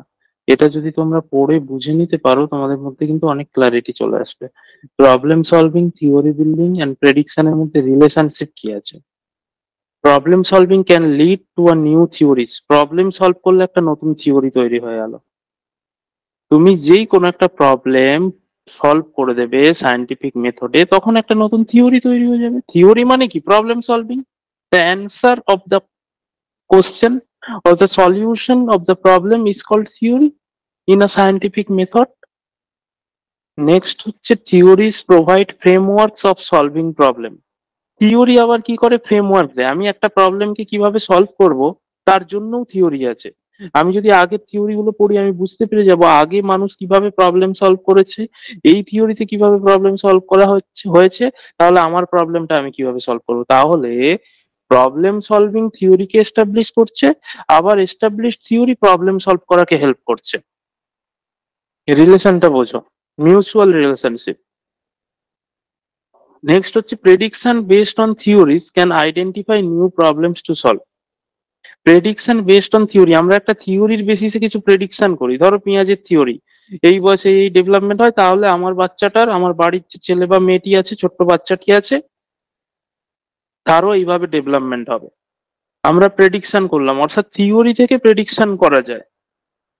আবার সেই প্রেডিকশন কি করে, prediction based on theories can identify new problem, নতুন প্রবলেম। তুমি তোমার বাচ্চাটিকে প্রেডিক্ট করেছো পেঁয়াজের থিওরি অনুযায়ী, কিন্তু দেখছো মাঝখানে পেঁয়াজের থিওরি একটু ব্রেক করছে, কোথাও গিয়ে যেন কোহলবার্গের থিওরিটা ম্যাচ করলো না তোমার বাচ্চাটার সাথে, তেমন কি নতুন প্রবলেম এলো। আচ্ছা, এটা কেন হচ্ছে? নতুন একটা স্টেজ, তুমি যদি সেটাকে আইডেন্টিফাই করে, অবজার্ভ করে, অ্যানালাইসিস করে প্রুভ করতে পারো যে নতুন স্টেজ দেখা যাচ্ছে এখনকার বাচ্চাদের মধ্যে, পেঁয়াজের থিওরি অনেক আগেকার দিনের ছিল, তুমি একটা নতুন স্টেজ আইডেন্টিফাই করে দিলে, নতুন থিওরি ডেভেলপ করলে। অর্থাৎ থিওরি থেকে প্রেডিকশন হয়, প্রেডিকশন থেকে নতুন প্রবলেম ক্রিয়েট হয়, নতুন প্রবলেম থেকে নতুন থিওরি হয়। এটাই হচ্ছে relation. Problem solving, theory building আর প্রেডিকশন, তিনটে ইন্টার রিলেটেড। বুঝতে পারলে কি? হ্যাঁ স্যার। বাকিরা বুঝতে পারছো সবাই? বাকিরা যারা কথা বলছো না? হ্যাঁ, বোঝা গেছে এটা। হ্যাঁ স্যার, আচ্ছা, বুঝে যাচ্ছে। মাম্পি বোঝা যাচ্ছে? হ্যাঁ স্যার, বুঝতে পেরেছি। শিউলি, যা হ্যাঁ যা আলোচনা হচ্ছে বোঝা যাচ্ছে না সব? হ্যাঁ স্যার, বুঝতে পারছি। আচ্ছা, বেশ। নেক্সট হচ্ছে তিনটে টাইপস আমরা জানি রিসার্চের, ফান্ডামেন্টাল, অ্যাপ্লাইড, অ্যাকশন। খুব ছোট্ট করে এক লাইন করে তিনটে টাইপ ফটফট করে বলে দাও। ফান্ডামেন্টাল, একজন বলো, ফান্ডামেন্টাল রিসার্চ কি? ফান্ডামেন্টাল রিসার্চ স্যার মেনলি হিউম্যানিস্টি অ্যাপ্রোচের উপর দিয়েই তৈরি হয়, এবং এটি হচ্ছে নতুন যখন নতুন নলেজ সৃষ্টি করা হয়, এবং সেটা ইউনিভার্সাল, মানে হিউম্যানিস্টিক ইউনিভার্সাল। অ্যাপ্রোচ। তোমরা হ্যাঁ প্রচুর কঠিন কঠিন শব্দ বলো, একটু সহজ সরল ভাবে বোঝাও না, আমি অত কঠিন শব্দ স্যার, বুঝতে আমি পারি না। বলছি যেটা আগে কোনোদিন হয়নি, রিসার্চটা একেবারেই নতুন কোনো কিছু নিয়ে করা। হ্যাঁ, নতুন কোনো কিছু নিয়ে করা, ঠিক আছে, সেটাও যেমন খুব উন্নত সেটা মানের গবেষণাও বলতে পারি এটা আমরা। হ্যাঁ, না, অ্যাপ্লাইডেও আমরা নতুন কোনো কিছু নিয়ে করতে পারি, অ্যাকশনও নতুন কোনো কিছু নিয়ে করতে পারি। ফান্ডামেন্টালের সঙ্গে তাহলে ডিফারেন্সটা বলো। ফান্ডামেন্টাল হ্যাঁ, স্যার, এখানে মেনলি নতুন জ্ঞান সন্দীপা বলো। জেনারেট করা। স্যার ফান্ডামেন্টাল রিসার্চ বলতে যেটা হচ্ছে আগে করা হয়ে আছে, মানে বিষয় ভিত্তিক ভাবে সেটাকে আবার তার মধ্যে মানে আবার লিটারেচার রিভিউ করে কোনো মানে প্রবলেম নির্দিষ্ট করে আবার তাকে সলভ করার একটা আবার নতুন একটা ধারণা দেওয়া তার সম্বন্ধে, এরকম যেটা আগে হয়ে আছে এমন বিষয়টা। না, নট নেসেসারি আগে হয়ে আছে।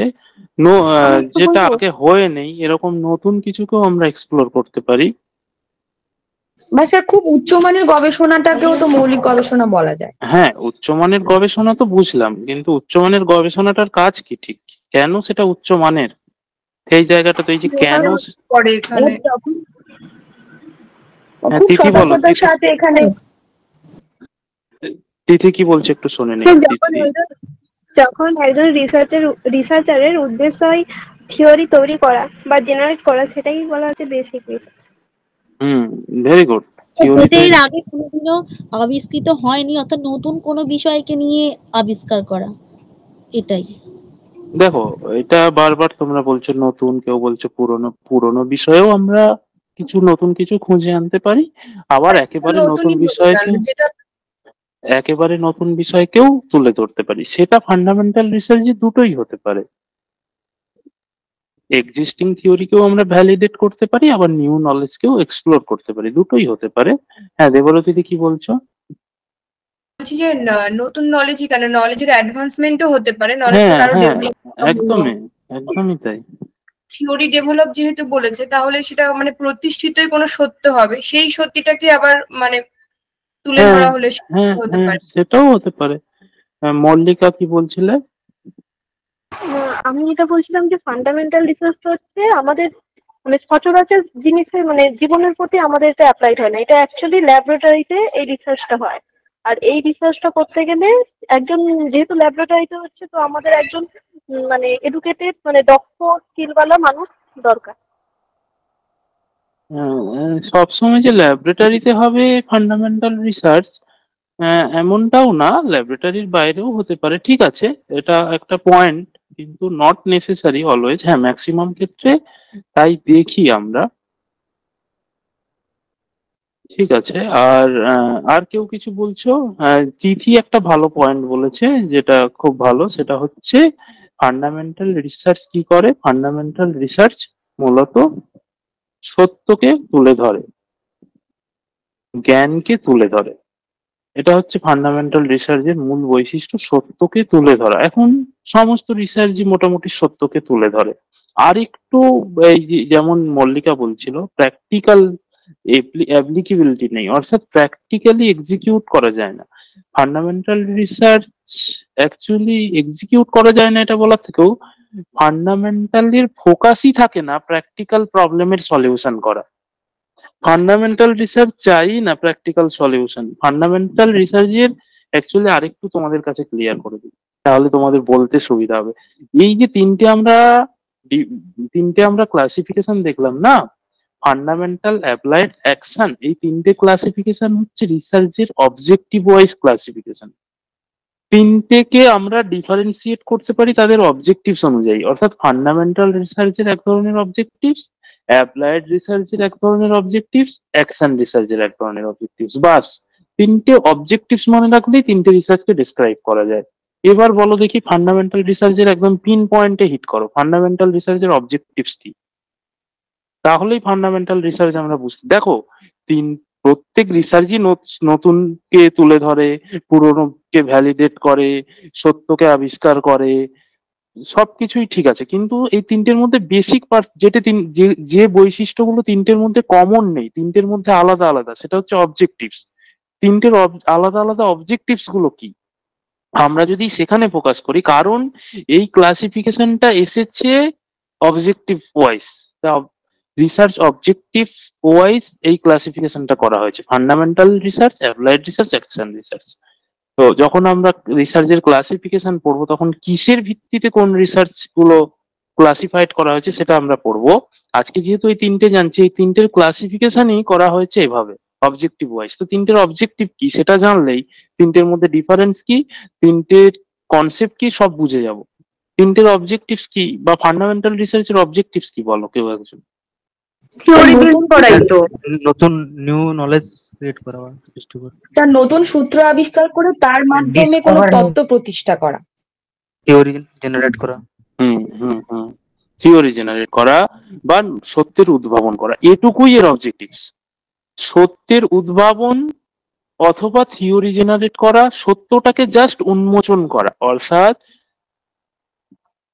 তুমি ধরো বাড়িতে রিলেটিভ এসছে বা বন্ধু বান্ধব এসছে, একটা গিফট প্যাক নিয়ে এসছে বাচ্চাদের জন্য, বাড়ির ছোট বাচ্চাদের জন্য গিফট প্যাক নিয়ে আসছে। তুমি বাড়ির বড় হিসেবে ওই গিফটটা তোমার কোনো কাজে লাগবে না, তুমি ইউটিলাইজ করার তোমার কোনো ইন্টেন্সিটি নেই, কিন্তু বাচ্চাটা বক্সটা খুলতে পারবে না, তুমি র্যাপার দিয়ে যে বক্সটা প্রেজেন্টেশনটা তুমি ওপেন করে দিলে, that is fundamental research. Primary কাজ, ফার্স্ট কাজ, রিসার্চের ফার্স্ট পিওর, সেই জন্য বেসিক রিসার্চ বলা হয় এটাকে, বা পিওর রিসার্চ বলা হয়। অর্থাৎ বেসিক কাজ এটাই, প্রথমে ওপেন করে দেওয়া জায়গাটাকে। তোমার গিফটের ইউটিলাইজেশন কি, গিফটটা কত ভালো, গিফটটা কেমন, সেটা কি কাজে লাগবে, এসব নিয়ে মাথা ব্যথাই নেই। তোমার objective just open the box, just develop the knowledge, just open the knowledge to others, just build the theory for others. প্যাকেটটা জাস্ট নিয়ে এসে রাখা, সেটাকে ওপেন করে দেওয়া, এটাই হচ্ছে এরপরে তোমার আর কাজ নেই, তুমি ছেড়ে দাও। এটা হচ্ছে ফান্ডামেন্টাল রিসার্চের উদ্দেশ্য, discover new knowledge and establish new theory. কিসের জন্য এটা রিসার্চার করে? তার কৌতূহলের জন্য, কি আছে, জ্ঞানটা কি, জাস্ট জ্ঞান সংগ্রহের জন্য, তার কৌতূহল নিবারণের জন্য। মানুষের কি কাজে লাগবে, এর প্র্যাকটিক্যাল এক্সিকিউশন কি আছে, অ্যাপ্লিকেবিলিটি কি আছে, এটা আদেও কারো কাজে লাগবে কিনা, এসব নিয়ে তারা ভাবেনি না। তারা জাস্ট ওপেন করেন, নলেজটাকে এক্সপেন্ড করেন, নলেজটাকে বাড়িয়ে দেন, থিওরিটাকে বিল্ড করে দেন। বাস, কারো কাজে লাগবে কি লাগবে না, কেউ ব্যবহার করবে কি করবে না, কিচ্ছু এসে যায় না। আমার এটা নিয়ে কৌতূহল ছিল, সমাধান করে ফেলেছি। That is called pure research বা ফান্ডামেন্টাল রিসার্চ বা বেসিক রিসার্চ। নেক্সট হচ্ছে অ্যাপ্লাইড রিসার্চ। অ্যাপ্লাইড রিসার্চ তাহলে এর অবজেক্টিভস কি? আমি আমার মানে প্রত্যক্ষ জীবনে যেটাকে অ্যাপ্লাই করবো, কোনো সমস্যায় পড়েছি সেই সমস্যাটা সমাধানের জন্য আমি মানে যে থিওরিটা অ্যাপ্লাই করবো আর কি, যেটা আমি শিখেছি আর কি। হ্যাঁ, শুধুমাত্র নিজের সমস্যা না, সে সবার না, উপকার হবে শুধুমাত্র এরকম নিজের কিছু নয়। সূত্র আবিষ্কার করা। হ্যাঁ, অ্যাপ্লাইড রিসার্চ মূলত কি করে? অ্যাপ্লাইড রিসার্চ মূলত বৃহৎ ক্ষেত্রে সমস্যার সমাধান করে। হোল সোসাইটি, আমার পুরো ডিস্ট্রিক্ট, আমার পুরো স্টেট বা পুরো কান্ট্রি বা পুরো ওয়ার্ল্ড যা প্রবলেম ফেস করছে, আমি সেটাকে সমাধান করতে চাইছি। Real world problems, existing real problem, তার সমাধান করা। অর্থাৎ বেসিক রিসার্চ বা ফান্ডামেন্টাল রিসার্চের অবজেক্টিভস যেখানে ছিল শুধুমাত্র জ্ঞানের উদ্ভাবন করা, জ্ঞান পিপাসু একজন মানুষ, তিনি জানতে চেয়েছেন, তার কৌতূহল নিবারণ করতে চেয়েছেন, জ্ঞানের উদ্ভাবন করেছেন, ছেড়ে দিয়েছেন। অ্যাপ্লাইড রিসার্চ সেই জ্ঞানের প্রয়োগ করে বাস্তবে যে সমস্ত সমস্যা এক্সিস্ট করছে মানুষের জীবনে, সেগুলো সমাধান করার চেষ্টা করবে, ব্যক্তির জীবনে অথবা পশুদের জীবনে। অর্থাৎ রিয়েল ওয়ার্ল্ডে যে প্রবলেম এক্সিস্ট করছে তার সমস্যা সমাধানের জন্য যখন আমরা জ্ঞানের প্রয়োগ করব, that is called applied research. Application of the knowledge of fundamental research to solve the problem of the world is called applied research. অর্থাৎ জ্ঞানের ফান্ডামেন্টাল রিসার্চের ফলে যে জ্ঞান উঠে এসছে, সেই জ্ঞান বা থিওরির প্রয়োগ যখন আমরা ওয়ার্ল্ডে এক্সিস্ট করা কোনো প্রবলেম সলভের জন্য অ্যাপ্লাই করব, তখন এটাকে বলা হচ্ছে অ্যাপ্লাইড রিসার্চ। ক্লিয়ার? এটা নিশ্চয়ই নিয়ে কারো ডাউট নেই, কিছু কোশ্চেন নেই?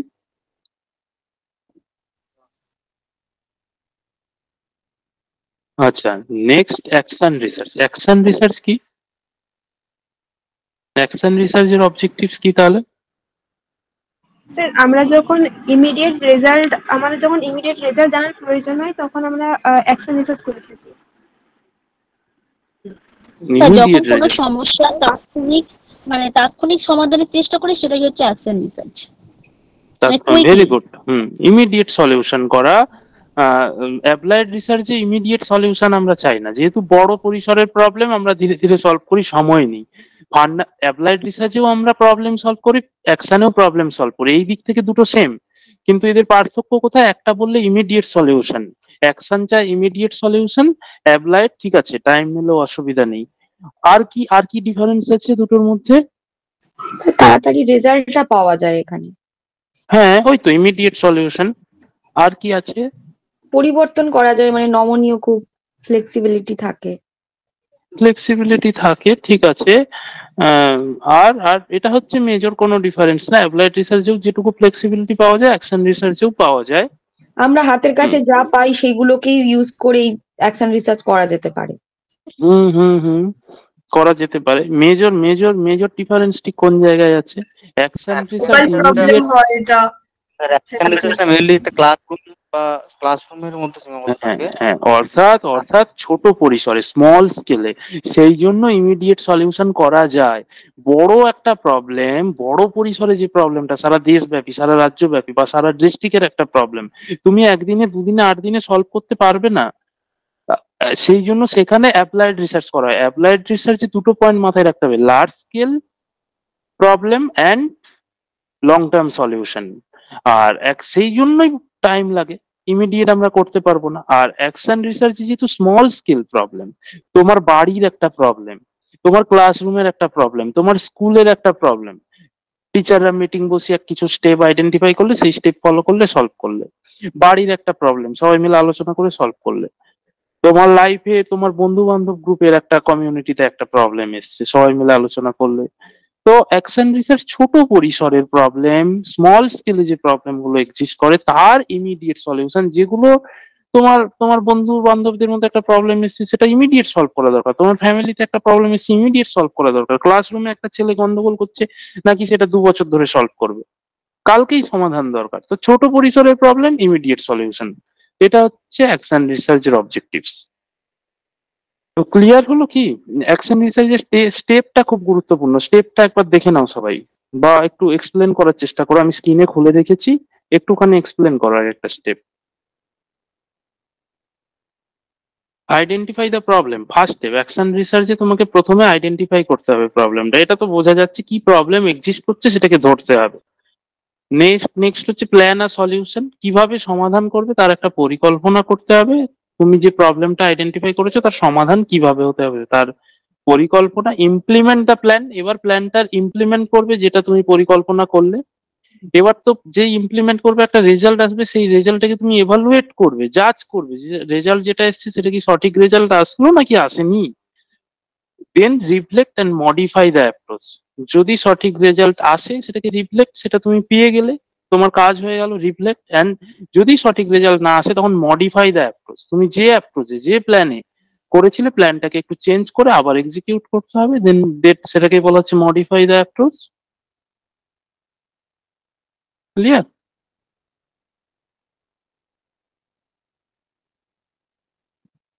ক্লিয়ার হয়েছে কি ফান্ডামেন্টাল অ্যাপ্লাইড অ্যাকশন?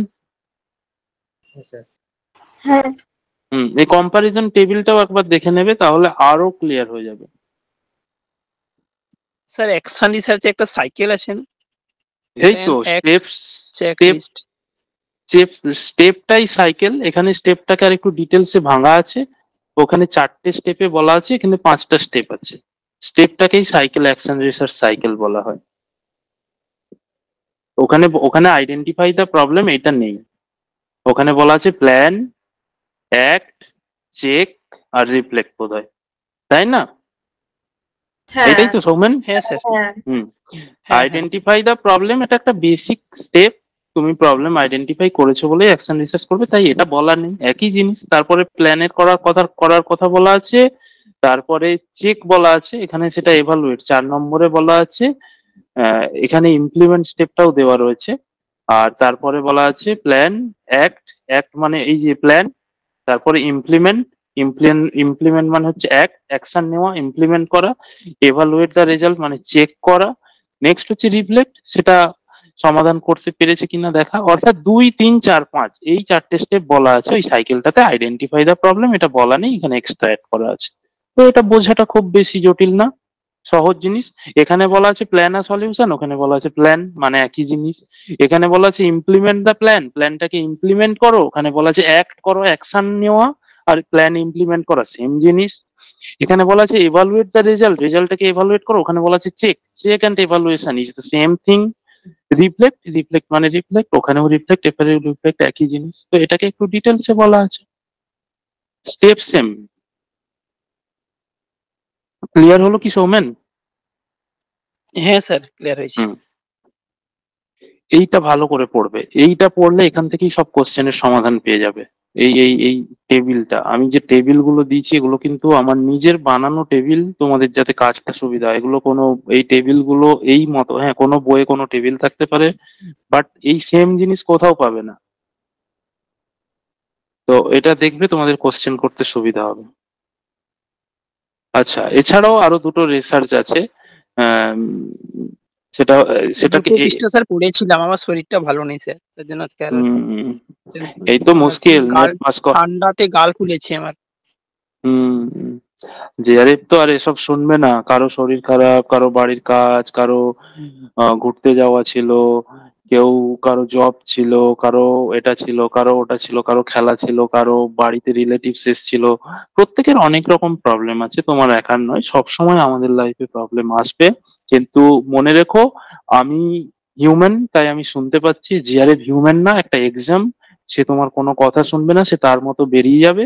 তুমি তাকে কতটা ট্র্যাক করতে পারবে ততটা তুমি সাকসেসফুল হবে। জিআরএফ এর কোনো দায় নেই তোমার বাড়ি আসার, তোমার শরীর খারাপ দেখার, তোমার আত্মীয় স্বজন দেখার, তোমার খেলাধুলো দেখার। তোমাকে দেখতে হবে সেটাকে তুমি কিভাবে ক্র্যাক করবে। তোমার 8 দিন যদি শরীর খারাপ হয়, পরের 8 দিন ডবল টাইম পড়াশোনা করতে হবে। তোমার বাড়িতে যদি 4 দিন রিলেটিভ আসে, পরের 4 দিন ওই 4 দিন অর্থাৎ টোটাল 8 দিনের পরিশ্রম 4 দিনে করতে হবে। তোমার যদি কোথাও ঘুরতে যাওয়া থাকে নিশ্চয়ই যাবে, 7 দিন ঘুরে আসবে, কিন্তু পরের 7 দিন 14 দিনের পরিশ্রম করবে। তুমি আগামী 6 মাসকে প্ল্যান করবে, 6 মাসে তোমার টার্গেট সেট করবে, তার প্রতি মাসের একটা করে টার্গেট থাকবে, প্রতি সপ্তাহের একটা করে টার্গেট থাকবে। সেগুলো তুমি একটা সপ্তাহ যদি তোমার টার্গেট ফুলফিল না করতে পারো, পরের সপ্তাহে কিন্তু দুটো টার্গেট জমা হয়ে যাচ্ছে, আগের সপ্তাহেরটা সেই সপ্তাহেরটা, দুটো টার্গেট একসাথে তোমাকে ফুলফিল করতেই হবে। না হলে তুমি 6 মাসের টার্গেটটা ফুলফিল করতে পারবে না, ব্রেক করে যাবে। শরীর খারাপ হচ্ছে, শুয়ে শুয়ে পড়বে, বসে বসে পড়বে, চোখ বুলোবে, দাগাবে, কোশ্চেন সলভ করবে। তোমাকে শরীর খারাপেও তুমি কি এফার্ট দিতে পারো সেটা দেখে নিতে হবে। লাইফ থেমে থাকবে না, সময় থেমে থাকবে না, পরীক্ষা আটকে থাকবে না। তোমাকে যদি সাকসেসফুল হতে হয়, তোমাকে তোমার মতো করে এগিয়ে যেতেই হবে, না হলে পারবে না। আচ্ছা চলো, তো আরো দুটো টাইপস রয়েছে রিসার্চের, একটা হচ্ছে কোয়ান্টিটেটিভ, একটা কোয়ালিটেটিভ। এটাকে রিসার্চের ডেটা অনুযায়ী ক্লাসিফিকেশন, আগেরটা যেরকম বললাম অবজেক্টিভস অনুযায়ী, এটা হচ্ছে ডেটা অনুযায়ী, কোয়ান্টিটেটিভ এবং কোয়ালিটেটিভ। এই দু ধরনের ডেটা অনুযায়ী রিসার্চকে দু ভাগে ভাগ করা যায়। এছাড়াও এখন এসছে মিক্সড মেথড রিসার্চ, সেটাতে আমরা আসছি। কোয়ান্টিটেটিভ বা কোয়ালিটেটিভ রিসার্চ কি, খুব ফাস্ট বলো, ছোট্ট করে 1 লাইন করে বলে দাও, দিয়ে বেরিয়ে যাবে। কোয়ান্টিটিভ হচ্ছে পরিমাণগত রিসার্চ, আর কোয়ালিটেটিভ হচ্ছে গুণগত রিসার্চ। গুণগত রিসার্চ, আচ্ছা সেটা তো বাংলা বললে সন্দীপা, স্যার বলে দিলে তুমি। কোয়ান্টিটিভ রিসার্চে মানে এই রিসার্চটা করতে গেলে কত পরিমাণে ডাটাগুলো যে কালেকশন করা হয়, সেই ডাটাগুলো পরিমাণ মানে কত, একটা হয়তো মানুষের কোনো একটা জায়গায় জনসংখ্যা বা এরকম কিছু একটা বিষয় নিয়ে রিসার্চ করা হয়েছে, তো সেখানে কতজন মানুষ, মানে এইরকম কোয়ান্টিটি থাকবে যে রিসার্চে, সেগুলো হচ্ছে কোয়ান্টিটিভ রিসার্চ। আর যেগুলো কোয়ালিটিটিভ মানে কেমন করে কিভাবে সেগুলো যাচাই করা হয়, সেই রিসার্চটা হচ্ছে কোয়ালিটেটিভ রিসার্চ। বেশ ঠিক আছে, বলো শ্যামল। কোয়ান্টিটেটিভ রিসার্চটা মূলত স্ট্যাটিস্টিক্যাল অ্যানালাইসিসের উপর, স্ট্যাটিস্টিক্যাল টেকনিকের উপর দিয়েই তো করা হয় আর কি মেইনলি। আচ্ছা,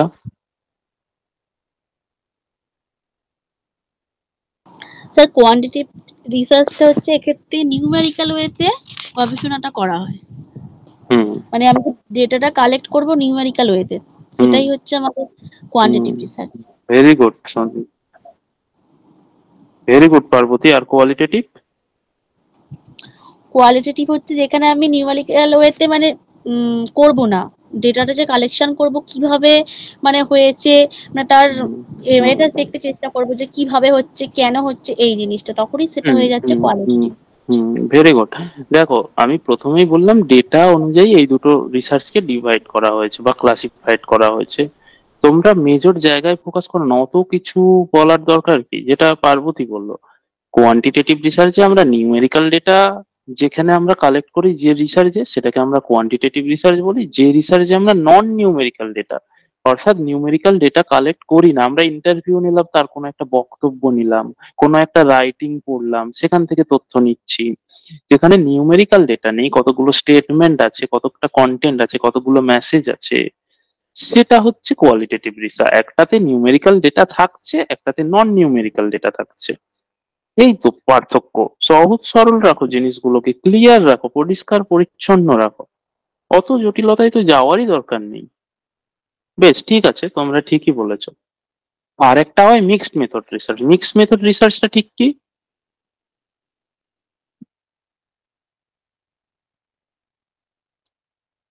মিক্সড মেথড রিসার্চটা ঠিক কি?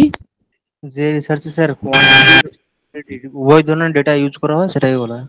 হ্যাঁ, সেটাকে বলা হয় যেখানে কোয়ান্টিটেটিভ অর্থাৎ নিউমেরিক্যাল ডেটা, কোয়ালিটেটিভ নন নিউমেরিক্যাল ডেটা, কোয়ান্টিটেটিভ কোয়ালিটেটিভ দুটোই ডাটাগুলো থাকবে। হ্যাঁ দুটোই ডেটা থাকবে, সেটাকে বলা হচ্ছে মিক্সড মেথড রিসার্চ। দুটোই ডেটা থাকবে এবং দুটো ডেটার মধ্যে একটা পাঞ্চ মিক্সড করা হবে, মিশ্রণ করে একটা রেজাল্ট উঠে আসবে, সেটাকেই বলা হচ্ছে মিক্সড মেথড রিসার্চ। এর মধ্যে আরো অনেক কিছু জিনিস আছে, তোমরা কিন্তু নোটসটা পড়বে, আমি মেজর জায়গাগুলো বলছি, খুঁটিয়ে তোমাদের পড়তে হবে, না পড়লে কিন্তু অনেক কোশ্চেন পারবে না, আমি বলে দিলাম। মিক্সড মেথড রিসার্চের একটা গুরুত্বপূর্ণ জায়গা বা গুরুত্বপূর্ণ ক্যারেক্টারিস্টিক্স বা নেচার আছে, সেটার নাম হচ্ছে ট্রায়াঙ্গুলেশন। কে বলবে এই ট্রায়াঙ্গুলেশন কি? খুব ইম্পর্টেন্ট, পরীক্ষায় প্রশ্ন আছে। ট্রায়াঙ্গুলেশন কি?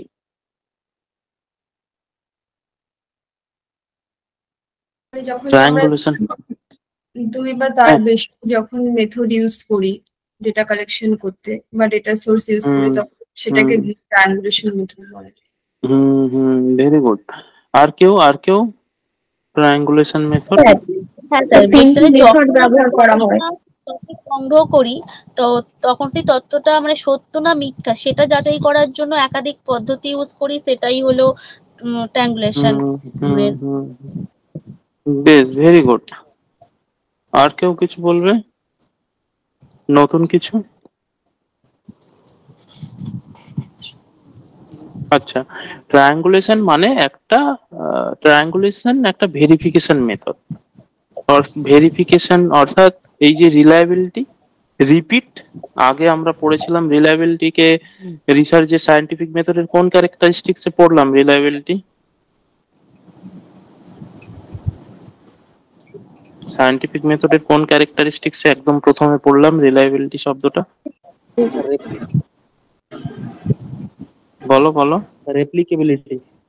রেপ্লিকেবিলিটি, ভেরি গুড। তো এই যে রিপিটেশন, সেরকম ট্রায়াঙ্গুলেশন হচ্ছে রিপিট করা। কি রিপিট? আমি বারবার ডেটা কালেক্ট করতে পারি, বিভিন্ন সময়ে, বিভিন্ন স্পেসে, বিভিন্ন জায়গা থেকে ডেটা কালেক্ট করে দেখতে পারি আমার ডেটাটার মধ্যে কতটা জেনুইননেস আছে, একই ধরনের ডেটা পাওয়া যাচ্ছে কিনা। এই যে দেখো, ট্রায়াঙ্গুলেশনের অনেকগুলো টাইপস হয়। একটা হচ্ছে ডেটা ট্রায়াঙ্গুলেশন। ডেটা ট্রায়াঙ্গুলেশন হচ্ছে using different sources of data, different time of data, different space of data. ডেটার ক্রেডিবিলিটিটা, ডেটার জেনুইননেসটা যাচাই করার জন্য আমি ডিফারেন্ট সময়ে, সেটাকে বলা হচ্ছে টাইম ট্রায়াঙ্গুলেশন, যখন ডিফারেন্ট সময়ে ডেটা কালেক্ট করব। স্পেস ট্রায়াঙ্গুলেশন, ডিফারেন্ট জায়গা থেকে ডেটা কালেক্ট করব। পার্সন ট্রায়াঙ্গুলেশন, ডিফারেন্ট স্যাম্পল থেকে, ডিফারেন্ট গ্রুপ থেকে, ডিফারেন্ট ইন্ডিভিজুয়াল থেকে আমরা যখন ডেটা কালেক্ট করে ডেটাটার জেনুইননেস দেখার চেষ্টা করব, তখন সেটাকে বলা হচ্ছে ডেটা ট্রায়াঙ্গুলেশন। এইগুলো খুব ভালো করে পড়বে, প্রচুর প্রশ্ন আসে। তখন মনে হবে প্রশ্ন খুব কঠিন, কিছুই কঠিন না, পড়লেই সহজ। ডেটা ট্রায়াঙ্গুলেশনের মধ্যে তিনটে টাইপস আছে, পড়ে নেবে ভালো করে। Time triangulation, space triangulation, person triangulation, আমি বলে দিলাম। নেক্সট হচ্ছে মেথড ট্রায়াঙ্গুলেশন। মেথড ট্রায়াঙ্গুলেশন হচ্ছে মাল্টিপল মেথড যখন ব্যবহার করবো, একই মেথডে নয়, বিভিন্ন মেথড ব্যবহার করে দেখবো যে রেজাল্ট একই আসছে কিনা। কখনো মিক্সড মেথড ব্যবহার করব, কখনো কোয়ালিটেটিভ মেথড ব্যবহার করব, কখনো শুধু কোয়ান্টিটেটিভ মেথড ব্যবহার করব, দিয়ে দেখে নেবো রেজাল্টটা সেম আসছে কিনা, রেজাল্টটার জেনুইননেস কতটা, একই ধরনের রেজাল্ট পাওয়া যাচ্ছে কিনা, সেটাকে বলা হচ্ছে মেথড ট্রায়াঙ্গুলেশন। নেক্সট হচ্ছে ইনভেস্টিগেটর ট্রায়াঙ্গুলেশন। ইনভেস্টিগেটর চেঞ্জ করব, আমি রিসার্চ করলাম, আমার বন্ধুকে আবার করতে দেবো, আরেকজন রিসার্চার সেই রিসার্চ করবে, তাহলেও কি একই জিনিস পাওয়া যাচ্ছে? এটাকে বলা হচ্ছে ইনভেস্টিগেটর ট্রায়াঙ্গুলেশন। ইনভেস্টিগেটর অর্থাৎ রিসার্চার চেঞ্জ হয়ে যাবে, দিয়ে বোঝার চেষ্টা করবে রিসার্চে একই জিনিস আসছে কিনা, সাবজেক্টিভিটি আছে কিনা। Theory triangulation. থিওরি ট্রায়াঙ্গুলেশন মানে এখন আমি যে থিওরি গুলোর হেল্প নিয়েছি, যে লিটারেচার গুলোর হেল্প নিয়েছি আমার রিসার্চ করতে, আমি অন্য লিটারেচারের হেল্প নিয়ে দেখি আমার রিসার্চ কি সেম থাকছে বা কিছু চেঞ্জেস আসছে কি। অর্থাৎ এই ধরনের ট্রায়াঙ্গুলেশন গুলো ব্যবহার করে আমরা রিসার্চের জেনুইননেসটা, রেজাল্টের জেনুইননেসটা, সত্যতাটা যাচাই করতে পারি। এই যে বেনিফিট, ট্রায়াঙ্গুলেশনের বেনিফিট কি? ইনক্রিজড কনফিডেন্স, কনফিডেন্স বাড়িয়ে দেয় রিসার্চারের। অর্থাৎ যেটা এতগুলো পদ্ধতি, এতগুলো ডেটা ব্যবহার করে যদি একটা রেজাল্ট আসে, সেই রেজাল্টটার জেনুইননেস অনেক বেশি হবে। তুমি একটা ডাক্তারকে ডাক্তার দেখালে একটা ডিজিজ বলেছে, তুমি আরেকজনকে দেখালে আরেকটা বলেছে, আরেকজনকে আরেকটা বলেছে, তাহলে তো তোমার সেই ডিজিজটা মনে করতে হবে হয়নি, তার জেনুইননেস অনেক কমে যাবে, কারণ এই একটা বলছে ও একটা বলছে, কোনটা হয়েছে বুঝতে পারছো না। যদি তুমি 5টা ডাক্তার দেখালে 5জনই সেম প্রবলেম বলে তোমার, তাহলে তুমি, তোমার কনফিডেন্স বেড়ে যাবে, হ্যাঁ আমার এটাই হয়েছে, জেনুইননেস বেড়ে যাবে। 5জনই একই ডিজিজ বলেছে, একই ডিজিজ আইডেন্টিফাই করেছে। ট্রায়াঙ্গুলেশন হচ্ছে সেই পদ্ধতি, অনেকগুলো ভাবে যাচাই করে নেওয়া, তাতে কনফিডেন্স বাড়ে, আন্ডারস্ট্যান্ডিং বাড়ে, ফাইন্ডিংটা অনেক বেশি ইউনিক হয়, অনেক বেশি জেনুইন হয়। তো এই ছিল আজকের বিষয়। থ্যাংক ইউ সো মাচ সবাইকে। আজকে যা যা আলোচনা করলাম সবার বোঝা গেছে তো? এখন আমি পরীক্ষার এই এই আজকে যা পড়া হলো এখান থেকে 21টা খুব ভালো লেভেলের কোশ্চেন বানিয়েছি। আমি কোশ্চেনের লিঙ্কটা তোমাদের পেপার ওয়ানের গ্রুপে দিয়ে দিচ্ছি। তোমরা সেটা ফিল আপ, সরি, পরীক্ষাটা দাও এবং দেখো নিজেদের কতটা বুঝেছো কি করেছো, তারপরে আবার পড়বে, কোথায় অসুবিধা হচ্ছে সেগুলো ভালো করে পড়বে। যে কোশ্চেন গুলো পারলে না, ভুল হলো, সেগুলো কেন ভুল হলো এই নোটসটা খুলে দেখবে। এভাবে পড়তে হয়। তো আমি এখনই লিঙ্কটা শেয়ার করছি, অথবা তোমরা ক্লাসের পর খাওয়া দাওয়া করার থাকলে করে নাও, বাড়ির লোক বসে থাকবে, না হলে কাউকে খাবার দেওয়ার থাকলে দিয়ে দাও। যা করবে, যা কাজ আছে টুকটাক একটু রেস্ট নেওয়ার হলে নিয়ে নাও। দিয়ে শুতে যাওয়ার আগে পরীক্ষাটা দিয়ে আশা করি শোবে এবং দেখবে নিজের রেজাল্টটা কিরকম হয়। যাদের অ্যাপ ডাউনলোড করা নেই অ্যাপটা ডাউনলোড করে নাও, প্লে স্টোরে গিয়ে এডুইডেন্ট সার্চ করো, পেয়ে যাবে। অ্যাপে যাবে, বাম দিকের একদম ওপরের কর্নারে 3 লাইনের একটা মেনু বার আছে, ওতে ক্লিক করবে। একটা অপশন পাবে ফ্রি ম্যাটেরিয়াল, ফ্রি ম্যাটেরিয়ালের মধ্যে যাবে।